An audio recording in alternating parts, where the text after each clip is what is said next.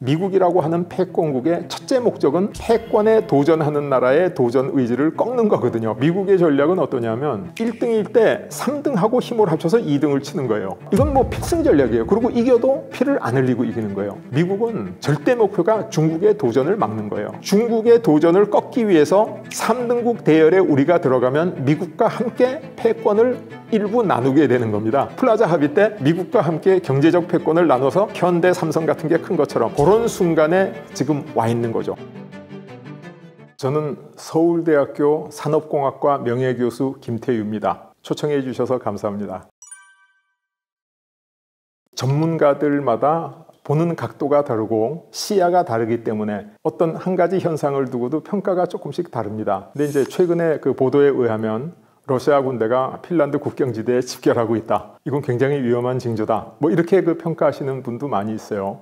근데 저는 거시적으로 문명사를 하는 사람이기 때문에 제가 볼 때는 신경 쓰고 걱정할 문제가 아니다. 그런 생각을 합니다. 아니 러시아 군대가 우크라이나에서 전쟁하고 있고 핀란드 부근에 집결한다는데 왜 문제가 아니냐 이렇게 얘기하실 분도 물론 계시겠죠. 핀란드가 나토에 가입하지 않습니까? 근데 EU 전체의 총 생산이 아마 18조 달러 정도 되는 것 같습니다. 러시아가 지금 2조 달러가 채 안 되거든요. EU 전체로는 러시아에 비해서 경제력이 9배 이상, 10배 가까이 된다. 이렇게 보면 틀림없는데 사실 현대전쟁이라는 게 병참전 아닙니까? 누가 좋은 무기를 더 많이 갖고 있느냐가 전황을 결정하죠. 지금 러시아 우크라이나 전쟁에도 미국 무기가 우크라이나로 많이 가면 전황이 유리해지고 중간에 조금 안 가니까 아주 불리해지고 이렇게 되잖아요. 그러니까 러시아가 이 나토나 EU를 상대로 해서 새로운 전쟁을 할 가능성은 저는 거의 없다 이렇게 생각합니다. 국지전으로 작은 전투, 뭐 산발적인 총격전 이런 것까지는 있을 수 있어요. 그러나 서로 그게 있다 하더라도 그게 국가 대 국가의 전면전, 총력전으로 발전할 가능성은 전혀 없다. 그리고 지금 러시아는 우크라이나 전쟁에서 상당한 국력을 소진해서 더 이상 그럴 여력이 전혀 없다고 저는 확신하고 있습니다. 근데 이제 이 세상에는 사건이 있고 사실이 있어요. 사건은 일어나는 일이에요. 일어나는 일은 되게 어떻게 얘기하면 필연성과 우연성 중에 필연성도 들어가 있지만 우연성도 거기 많이 개입해 있어요. 사람들이 조금 다른 형태로 얘기할 때 기삼운칠 이렇게 얘기하는데 기술이 30%고 운이 70%다. 그건 다르게 표현하면 필연성이 30%고 우연성이 70%다. 이렇게까지 얘기할 수 있죠. 언제 러시아 우크라이나 전쟁이 끝나느냐? 이건 사건이기 때문에 잘 알 수는 없어요. 그리고 그게 우연성 때문에 빨리 끝날 수도 있고 또 늦게까지 지연될 수도 있어요. 그러나 우리가 이 문명사적으로 표면적인 진실이 아닌 심층적 진실로 사실을 보게 되면 지금 우크라이나의 국력이 완전히 소진해가고 있고 프랑스나 독일, 이태리 이런 데서도 지금 우익 정당들이 그 세력을 얻고 있고 그래서 우크라이나에 대한 그 어떤 전폭적인 지지 열기가 식어가고 있고 러시아도 안으로 보면 엄청난 에너지를 여기다가 소진해가지고 아주 어려움을 겪고 있고 이러한 사실로 볼 때 우크라이나 전쟁이 그렇게 오래 가지 않을 것이다. 이렇게 얘기할 수 있는데 뭐 사건의 우연성 때문에 조금 더 빨리 끝날 수도 있고 좀 더 늦게 끝날 수도 있고 그러나 그것까지는 제가 정확하게 말씀드릴 준비가 돼 있지 않습니다. 한반도가 지정학적으로 어려운 위치에 있었다라는 얘기를 말씀 많이 드렸는데 예를 들어서 슈퍼마켓을 해도 큰 길가에서 슈퍼마켓 하면 번창하고 돈을 많이 버는데 저 시골 오솔길에서 하면 뭐 손님도 별로 안 오지 않습니까? 근데 한반도를 지나가는 큰 길이 없었다 지금까지.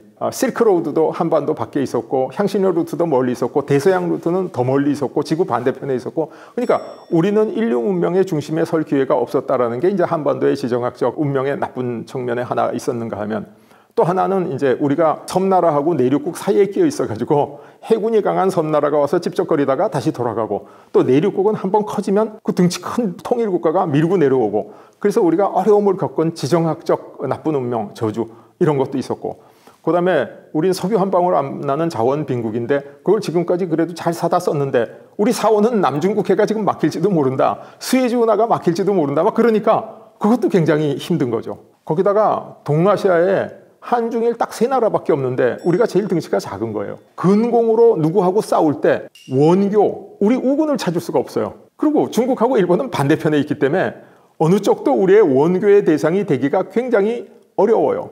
이런 여러 가지 어려움에 처해 있었는데 지금 미국과 러시아가 나타남으로 인해서 그런 어려움이 일거에 많이 해소될 수가 있다. 근데 그 옛날 얘기, 뭐 옛날에 원교 군공하고 뭐 임진왜란 병자호란 하던 얘기가 지금하고 맞느냐? 근데 지금도 굉장히 비슷한 상황입니다. 왜 그러냐면 한국과 일본이 생산하는 물건이 거의 비슷해요. 일본이 섬유산업 하는 걸 우리가 치고 들어가서 뺏었죠. 일본이 가전산업 하던 거 뺏었어요. 조선산업도 뺏었어요. 자동차 산업도 많이 들어갔어요. 그래서 생산하는 물건이 굉장히 비슷해요. 그 다음에 우리가 잘하고 있던 것을 이제 중국이 대국 굴기로 치고 나와가지고 우리 걸 거의 다 뺏어갔어요. 우리가 지금 반도체, D램 딱 한 분야에서 아주 박붕의 우위를 유지하고 있지, 나머지는 디스플레이도 다 뺏겼고 섬유산업도 다 뺏겼고 조선산업도 전 세계 시장으로 보면 70%가 넘어간 셈이거든요. 지금 한중일 세 나라는 비슷한 상품을 같이 생산해서 경쟁하고 있어요. 근데 경쟁이라는 게 뭐냐면 승자와 패자가 결정된다는 이야기예요. 경쟁이라는 건. 경쟁 관계에 있으면 서로 적대 관계가 되기 쉽죠. 그러니까 한중일의 관계는 굉장히 위험한 적대 관계인데 미국 같은 경우에는 한국 자동차하고 미국 자동차하고 경쟁은 합니다. 그러나 다른 모든 면에서 보완 관계에 많이 있어요. 우리가 미국의 첨단 기술을 필요로 해. 그래서 미국의 반도체 첨단 기술을 갖고 와서 우리가 반도체 만들어가지고 또 세상에 파는데 미국은 우리 같은 생산 기술이 필요해. 이게 서로 돕는 보완 관계거든요. 뭐 안보 측면에서는 한국과 미국은 확고한 보완 관계고, 그런데 러시아하고 한국을 볼 것 같으면 100% 보완 관계예요. 우리는 석유가스 한 방울도 안 나오잖아요. 러시아는 석유가스가 너무 많아. 그거 팔아서 먹고 사는 나라야. 그러니까 러시아는 팔아서 좋고 우리는 사서 좋고, 또 우리는 식량을 수입에 의존해야 되잖아요. 러시아는 또 식량 수출국이에요.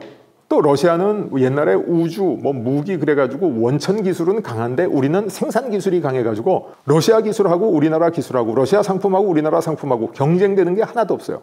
경쟁이 없다는 거는 보완이고, 보완은 이게 서로 좋은 관계, 우호 관계거든요. 그래서 지금 북극 항로가 열리고 또 피보트 아시아로 미국이 아시아 쪽으로 오고, 그 다음에 러시아가 북극 항로가 녹으면서 동진하고, 이 기회가 우리 한중일 경쟁국 사이에 미국과 러시아라는 보완국을 갖게 됐다는 아주 축복을 받게 됐다는 거죠. 물론 뭐 그게 영원히 갈 거는 아니지만 우리가 지금 이 축복이 왔을 때 이거를 최대한 잘 활용해야 된다라는 게 이제 제 주장이죠. 사실 이 북극 항로가 베링 해협에서부터 시작해가지고 이렇게 쭉 내려오게 되면 우리나라 동해안으로 오거든요. 그럼 동해안에 한국하고 일본이 있지 않습니까? 더 내려가면 중국하고 대만이 있는 거예요. 그러니까 이 네 나라가 북극 항로의 수혜를 받기에 비슷한, 누가 더 유리하고 누가 더 불리할 게 없는 비슷한 위치에 있다는 게 사실이죠. 우선 일본을 보면 일본 열도는 이 태평양 연안 쪽에 거기 크고 좋은 항구들이 많아요. 근데 이 우리나라 동해안 쪽 일본 열도의 서쪽에는 크고 좋은 항구가 하나도 없어요. 이 북극 항로가 열리면 일본이 작은 항구들을 개발해 가지고 북극 항로와 연계하려는 노력은 하겠지만은 이 부산이나 중국에 있는 항구들과 경쟁하기가 어렵다. 그 일본은 아주 무서운 경쟁자는 아니다. 그리고 대만 같은 경우에는 사실 인구가 한 2천만 되는 나라고, 우리나라나 이렇게 그 대국과 경쟁할 수 있는 종합적인 경제 체제를 갖고 있지는 않아요.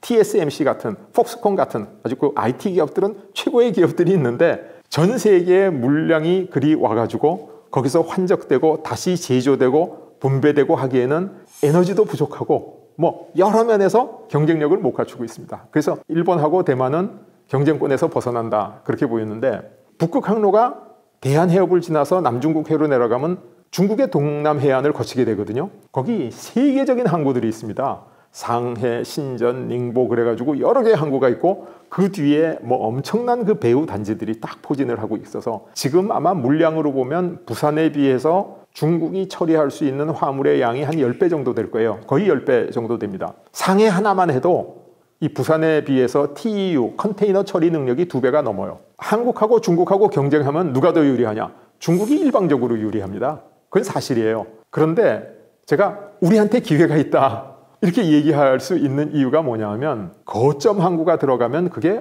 엄청난 산업과 경제와 발전, 이 중심이 되거든요. 근데 지금 미국이 중국하고 패권쟁탈전을 치열하게 하고 있잖아요. 일본은 미국 편에 확실히 서가지고 대중국 견제를 하고 있잖아요. 일본과 미국이 거점 항구의 역할을 중국이 100% 장악하는 데 대해서 절대로 동의하지 않죠. 예를 들 것 같으면 유럽에서 EU를 만들었는데 영국은 섬나라하고 좀 떨어져 있고 늦게 참가했지만 EU에 이끌어가는 양대 강국이 프랑스와 독일 아닙니까? 근데 EU의 수도를 프랑스에 만들면 독일이 좋아하겠어요? 반대하죠.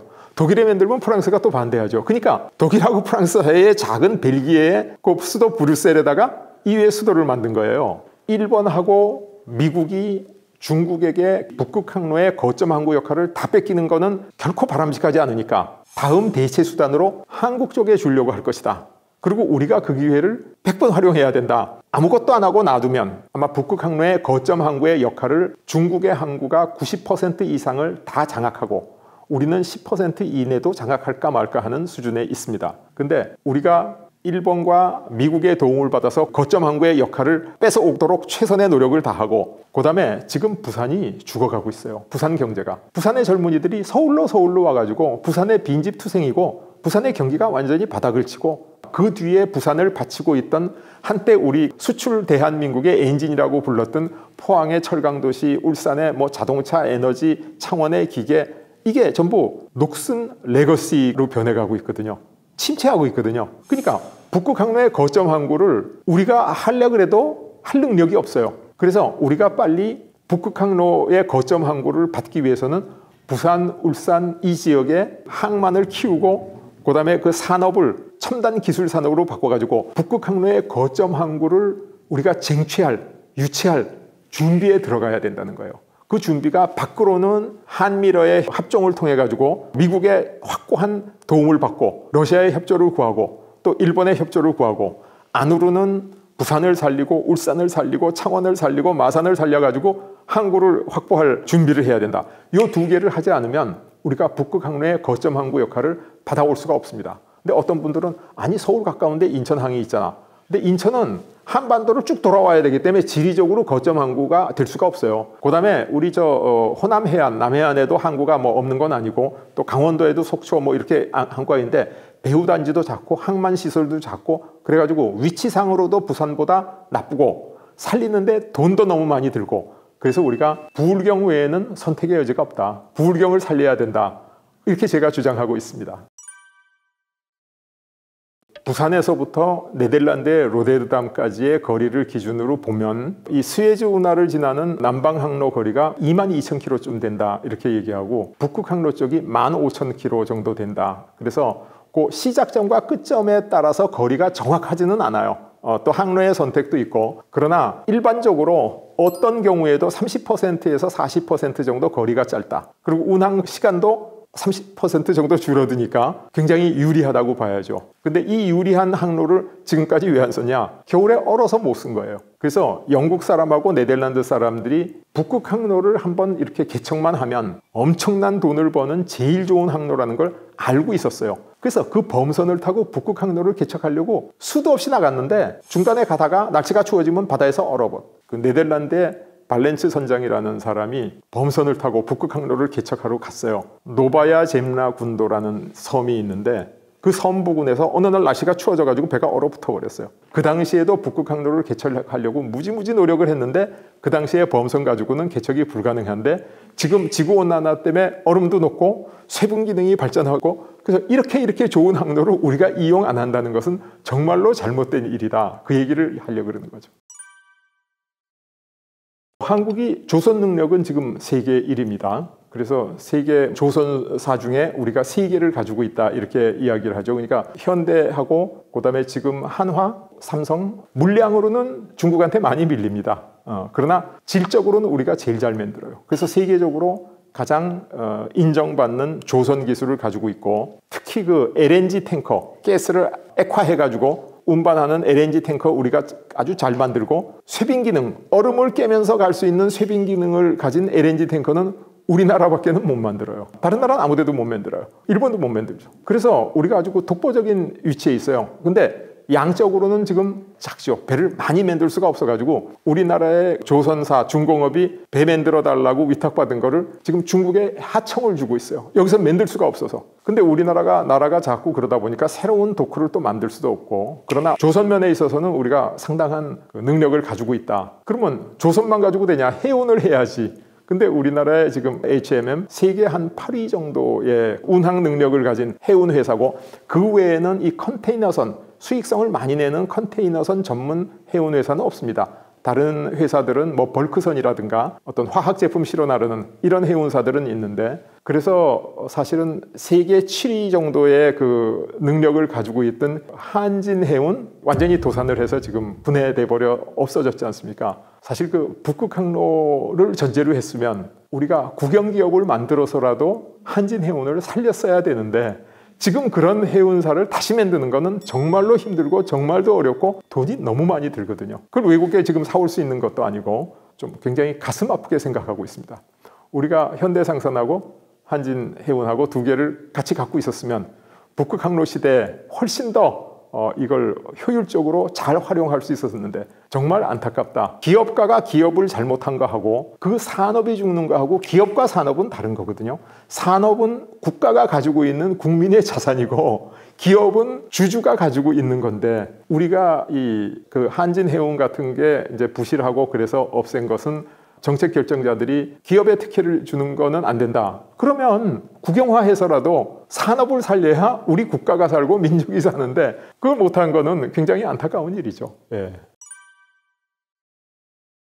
사실은 한미러의 합종이라는 말을 제가 제일 먼저 만들어서 쓰기 시작했고, 문명사적으로 크게 보면 이게 너무나 당연한 거예요. 사실 그 미국이라고 하는 패권국의 첫째 목적은 패권에 도전하는 나라의 도전 의지를 꺾는 거거든요. 그래야 패권 자리가 유지되죠. 패권 자리를 잃으면 안 되지 않습니까? 그래서 패권 유지에 관한 이론들이 여러 가지 있어요. 그래서 우리가 쉽게 얘기해서 두키디데스의 함정이라고 얘기하는 건 그리스 반도에 필로포네소스 전쟁 당시에 스파르타라는 강국이 있었는데 아테네가 막 부상하니까 아테네가 더 크기 전에 이걸 잘라야 되겠다. 그래서 전쟁이 일어났다. 뭐 이런 패권 이론도 있고, 동양에서는 제갈공명이 유비를 처음 만났을 때 천하의 평화를 유지하기 위해서는 북쪽에 강한 위나라가 있고 동쪽에 오나라가 있고 우리 총나라가 제일 약하니까 우리 총나라가 오나라하고 연대해가지고 위나라를 견제하는 천하 삼분지계, 그게 이제 정족지세. 그래서 옛날에 소틀 땅에다 넣으면 이 발이 3개 있지 않습니까? 산발이는 어디다 놔도 안정적이거든요. 그래서 발이 3개 있는 정족지세, 그거를 이제 설명을 해가지고 유비를 감탄시켰다 그랬는데, 천하 삼분지계를 보면 2등하고 3등이 힘을 합쳐서 1등을 견제하자는 거 아니에요? 그럼 2등하고 3등하고 힘을 합친다고 해서 1등한테 이길 수도 있고 질 수도 있겠죠. 이겨도 피를 많이 흘리고 이기겠죠. 세력이 비슷하니까. 근데 미국의 전략은 어떠냐면 1등일 때 3등하고 힘을 합쳐서 2등을 치는 거예요. 그럼 1등하고 3등이 2등을 치면 무조건 이기겠죠. 아니 1등이 2등보다 센데 거의 3등까지 들어가니까. 그죠? 그러니까 이건 뭐 필승 전략이에요. 그리고 이겨도 피를 안 흘리고 이기는 거예요. 이걸 이제 제가 역사를 쭉 보니까 세계대전이 딱 끝났어요. 2차 대전이. 근데 세계대전 때 독일하고 일본이 적이고 미국하고 소련이 우방이었거든요. 그래서 미국에서 탱크 같은 거를 로소련에 많이 보내줘요. 독일하고 싸우라고. 완전한 우방이죠. 근데 소련 경제가 점점 커져가지고 미국을 위협하기 시작하니까 갑자기 과거의 적국이던 독일하고 일본을 부흥을 시켜가지고 경제적으로 공산권을 포위하기 시작한 거죠. 그 당시에 가장 힘이 있는 패권국은 미국이고 미국에 도전하는 2등국이 소련이고 독일하고 일본은 완전히 3등국이었는데 독일하고 일본을 부흥시켜가지고 협공을 해가지고 이제 소련은 뭐 공산주의 자체 모순하고 그래가지고 무너졌죠. 그래서 다시 미국이 패권을 확립했는데 일본이 경제적으로 너무너무 커져가지고 미국을 위협하는 거예요. 일본을 압박하기 위해서 플라자 합의, 그 다음에 수출 자율 규제, 그래가지고 막 압박하니까 이때 한국하고 대만이 일본의 역할을 대체하면서 1등하고 3등이 협조한 거예요. 그래서 요거를 제가 미국의 13 전략, 1+3 전략 이렇게 부르죠. 1등국이 3등국과 힘을 합쳐서 2등국을 견제해서 무너뜨린다. 그러니까 지금 어떤 상황이냐면 중국이 미국에게 도전하는 세력으로 크지 않습니까? 경제적으로, 군사적으로, 기술적으로. 미국은 절대 목표가 중국의 도전을 막는 거예요. 그 이상 중요한 게 없어요. 그러니까 이 중국의 도전을 꺾기 위해서 3등국 대열에 우리가 들어가면 미국과 함께 패권을 일부 나누게 되는 겁니다. 그러니까 과거에 우리가 플라자 합의 때 미국과 함께 경제적 패권을 나눠서 현대, 삼성 같은 게 큰 것처럼 지금 그런 순간에 지금 와 있는 거죠. 요거를 우리가 유효적절하게 활용하면 된다. 북극 항로가 독도 문제나 동해 그 명칭 문제에 있어서 어떤 영향을 줄지에 대해서는 뭐 제가 정확하게 말씀드릴 수는 없어요. 그러나 거점 항구가 부산에 생기고 많은 사람들이 북극 항로를 통해서 거점 항구 부산에 내리면 그냥 동해를 한국식으로 동해라고 부를 수밖에 없다. 거기까지 오면서 시 오브 재팬이라고 애써 부를 이유도 없고 그렇게 될 가능성도 없다. 그게 한 가지 있고, 두 번째로는 한국의 그 부산이라든가 이 지역이 북극 항로의 거점 항구 역할을 30% 가져오느냐 50% 가져오느냐가 문제지 중국하고의 경쟁 구도 아닙니까?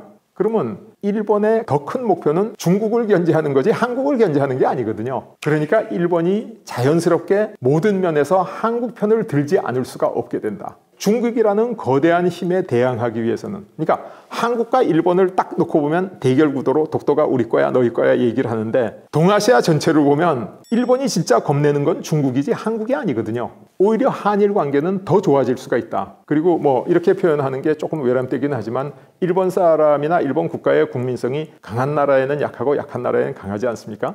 일본이 한국의 거점 항구가 커지면 커질수록 한국과 거점 항구의 이익을 공유하려 그러지 대결하려고 할 이유가 없고, 대결하면 할수록 일본에 더 큰 손해가 가는 거죠. 부산, 울산, 경남 지역에 거점 항구가 생기면 한일 관계가 굉장히 좋아질 거라고 예측하고 있습니다.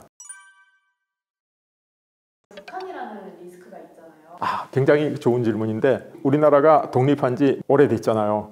지금 지난 70년 한국전쟁 끝나고 나서 북한 문제를 빼놓고는 한국의 미래를 생각한 사람 자체가 없었어요. 왜냐하면 우리의 소원은 통일이었으니까. 그리고 모든 문제는 북한을 통해서 해결된다고 생각했으니까. 그런데 지금 북한 문제를 해결할 방법이 없다는 것을 우리가 너무너무 절감했잖아요. 북한은 하나의 나라고 우리가 협상의 대상이라기보다는 김씨 왕조가 원자탄을 가지고 있다. 어쩔 방법이 없어요. 해결책이 없는 거예요. 제가 그 학생들한테 강의하고 할 때는 이런 예를 듭니다. 불치의 암, 이런 희귀병에 걸린 분들이 있어요. 이분들 경우에는 수술해서 그걸 없애려고 그러면 사람이 죽을지도 몰라. 그러니까 어떻게든 해결책이 나올 때까지 건강을 유지하면서 살면, 이 암이 더 크지 않도록 이렇게 잘 자제를 하면 결국 언젠가는 해결책이 나온다. 우리가 뭐 알 수는 없지만은 정권이 무력화된다든지 아니면 김정은이 생각을 바꿔 먹는다든지 어떤 일이 일어나든지 북한 문제가 해결되기 전까지는 현상을 유지하는 게 최선의 방법이라는 거예요. 그럼 현상을 유지하려고 그러는데 우리가 북한의 현상을 유지해야 되겠다, 그런다고 유지되는 게 아니잖아요. 현상을 유지하려는 힘이 많으면 많을수록 유지가 잘 되는 거고 적으면 적일수록 유지가 안 되는 거죠. 그럼 현재는 북한의 현상을 유지하고 싶은 나라가 한국하고 미국하고 일본이잖아요. 만약에 거기 중국하고 러시아까지 협조하게 되면 북한 문제를 완전히 해결은 안 했어도 해결된 것과 같은 상태로 당분간 유지할 수 있다. 과거의 한중일의 구도 혹은 중국과 미국의 패권 구도상에서 우리가 북한 문제를 해결하려고 그러면 선택지가 한두 개밖에 없고 결과를 찾을 수 없는데, 한중일의 그 연횡과 한미러의 합종이라는 종합구도상에서는 북한 문제를 굉장히 안정적으로 해결해 나갈 수 있고 북한도 거기에 순응할 수밖에 없다. 북한이 북핵 문제가 해결되고 경제가 조금 좋아지기 시작하면 어떤 이유든지 북한에서 이제 산업을 발전시키면 제일 큰 문제가 북한이 할 수 있는 저부가가치 공해산업부터 시작할 거예요. 우리도 과거 70년대, 80년대에 그랬거든요. 그럼 북한에 저질 석탄이 굉장히 많아요. 그럼 저질탄을 떼야지 그 저부가가치 산업에 수익성이 나는데, 저질탄을 떼게 되면 거기서 미세먼지가 무지무지하게 많이 나옵니다. 그래서 우리가 지금까지 중국에서 그 미세먼지가 겨울에 이 바람을 타고 왔지 않습니까? 근데 그 겨울에 한철 오고 말아요. 바람 방향이 바뀌기 때문에. 근데 요새 이제 중국으로 러시아에서 천연가스 파이프라인이 들어와가지고 북경 일대의 공기가 상당히 좋아졌어요. 그러니까 미세먼지가 적게 와요. 근데 만약에 개성공단 같은 데서 석탄을 떼가지고 미세먼지가 나오면 우리는 1년 12달 동안 미세먼지 지옥에서 살게 돼요. 그래서 이제 이 북극 항로가 열리고 한국과 미국과 러시아가 연대를 하게 되면, 예를 들어서 러시아에서 오는 천연가스 파이프라인이 북한을 통과하게 하고 북한한테 통과료로 천연가스를 넉넉하게 주면 북한은 그 천연가스로 공장도 돌리고 뭐 산업도 일으켜가지고 북한 인민이 굶어 죽지 않도록 먹여 살릴 수 있도록 해주고, 공기도 깨끗해서 우리 한국 사람도 맑은 공기 속에서 살 수 있고, 이렇게 가능한 거죠. 근데 그 외에는 사실 해결책이 없어요. 왜 해결책이 없냐면 북한에 우리가 연료를 사다 줄 수가 없는 거예요. 비싼 연료를. 그리고 천연가스가 아닌 연료는 한때는 그 경수로 원자력 발전소를 지어준다 그랬지 않습니까? 근데 경수로는 위험은 굉장히 낮지만은 원자력 발전소 지어주면 그걸로 원자탄 더 만들 수 있죠. 석유, 중유 같은 거를 주면 땅 속에다가 묻어놓으면 전쟁 때 그걸 쓸 수가 있어요. 묻어놓을 수 있거든요. 드럼통에 넣어가지고. 근데 천연가스는 부피가 커서 보관이 불가능해요. 그래서 천연가스가 그 가스전에서 분출될 때 사용할 수가 없으면 불 붙여서 다 태워버려야지 보관이 안 돼요. 그러니까 북한에다가 러시아에서 오는 천연가스 파이프라인을 통해서 통과료를 주게 되는 게 북핵 위기가 어느 정도 끝나갈 때 이 한국의 경제나 북한 경제에 서로 이익이 되는 윈윈의 결과가 가능하다. 이 부분도 이 북극 항로와 한미러의 연대가 우리한테 줄 수 있는 엄청난 기회고 혜택이다. 그렇게 말씀드릴 수 있습니다. 어쨌든 일본이라고 하는 나라는 이제 과거의 태평양 전쟁의 기억 때문에 석유를 확보하는 게 국가의 미래를 위해서 굉장히 중요하다는 사실을 알고 있어요. 그러나 이제 남방으로 진출하기는 이제 지금 시대적으로 맞지 않고 그래서 러시아 쪽으로 진출하려고 암암리에 굉장히 애를 쓰고 있어요. 그런데 문제가 하나 뭐가 있냐면 지금 러시아하고 북방 4개 섬을 두고 영토 분쟁이 있어요. 그래서 그 영토 분쟁 때문에 러시아하고 일본이 계속 해가지고 그것도 협상도 하고 또 협상을 거부하기도 하고 뭐 그러고 있는 사이죠. 일본은 시끄럽지 않게 조용히 북방으로 진출해봐야 되겠다. 이런 노력을 굉장히 많이 하고 있죠.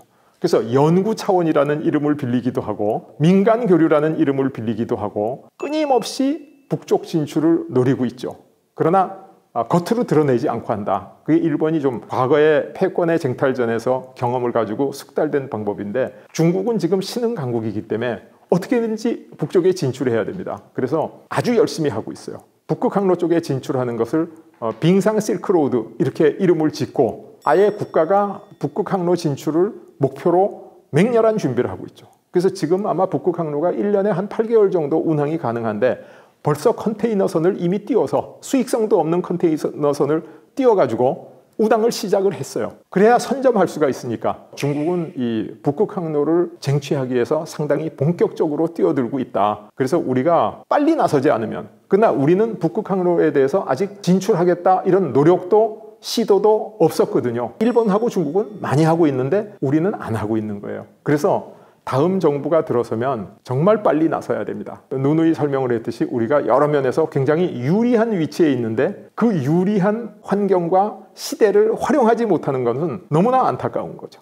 너무나 안타까운. 아니 지금 당장 필요한 걸 해야지 몇 년 후에 될지 잘 모르는 북극 항로가 녹아내린다고 이렇게 조금 회의적으로 생각하거나 반대하시는 분들도 계세요. 미국이 옛날 동북부 13개주에서 그 루이지아나라는 땅을 살 때나 미국이 그 쓸모없는 알래스카를 살 때나 또 미국이 그린랜드를 지금 사겠다 그러는데 그걸 안 팔면 군사력까지 동원할 수 있다 이런 얘기까지 하는데 미국 국민들이 그것을 수용하는 걸 보면 미국 국민은 미국의 미래를 위한 선진국 국민이다. 근데 우리는 한 번도 그래 본 적이 없기 때문에 아마 일부 오해하시는 분들이 있으신 것 같아요. 북극 항로 그러면 현실성도 없고 낭비다. 이런 생각하시는 것. 이 생각을 바꿀 수 있는 게 유튜브라든가 책이라든가 강연이라든가 이 세상에 지식을 쌓아가는 정말 중요한 단계가 아닌가. 제가 감히 말씀드리건대 북극 항로는 다가올 미래인데 먼 미래도 아니에요. 불과 5년에서 10년 이내에 다 닥칠 미래예요. 그리고 우리 준비 시간도 남아있질 않아요. 그리고 일본은 맹렬히 하고 있고 중국은 더 열심히 하고 있고 우리는 안 하고 있다. 이거 빨리 우리가 진출해야 됩니다.